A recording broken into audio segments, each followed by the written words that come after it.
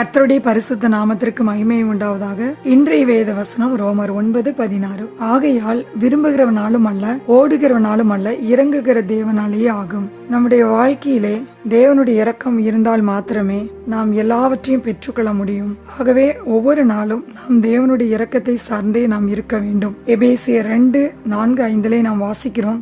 தேவனோ இரக்கத்தில் ஐஸ்வர்யமுள்ளவராய் நம்மில் அன்பு கூர்ந்த தம்முடைய மிகுந்த அன்பினாலே அக்கிரமங்களில் மரித்தவர்களாய் இருந்த நம்மை கிறிஸ்துவுடனே கூட உயிர்ப்பித்தார். நாம் செய்த நீதியின் கிரியைகளின் நிமித்தம் அவர் நம்மை ரட்சியாமல் தமது இரக்கத்தின்படியே மறுஜென்மம் ஒழுக்கினாலும் பரிசுத்த ஆவியினுடைய புதிதாக்குதலினாலும் நம்மை ரட்சித்திருக்கிறார். ஆம் பிரியமானவர்களே, தேவனுடைய இரக்கத்தினால் நாம் ரட்சிப்பை பெற்றிருக்கிறோம். ரோமர் 9:15 நாம் வாசிக்கும் பொழுது தேவன் மோசேயிடம் பேசின வார்த்தைகளை அப்போஸ்தலனாகிய பவுல் இங்கே கூறுகிறார். மனிதர்களின் விருப்பத்தின்படியோ முயற்சியின்படியோ அல்ல, தேவன் தமது இரக்கத்தின்படியே நம்மை தெரிந்து கொள்கிறார். நாம் ரட்சிப்பை பெற்றுக் கொள்ளும் போது நாம் தகுதி இல்லாமல் இருந்தோம். ஆனால் தேவன் தம்முடைய இரக்கத்தின்படியே இந்த ரட்சிப்பை நமக்கு கொடுத்திருக்கிறார். புலம்பல் 3:22 நாம் வாசிக்கிறோம், அவருடைய இரக்கங்களுக்கு முடிவில்லையாம். ஆம் பிரியமானவர்களே, நம்முடைய வாழ்க்கையிலே தேவன் இவ்வளவு இரக்கத்தை நம்மேல் காண்பித்திருக்கும் பொழுது நாமும் மற்றவர்களிடத்திலே இரக்கமுள்ளவர்களாய் இருக்க வேண்டும். மத்தேயு 5:7 நாம் வாசிக்கிறோம், இரக்கமுள்ளவர்கள் பாக்கியவான்கள், அவர்கள் இரக்கம் பெறுவார்கள் என்று.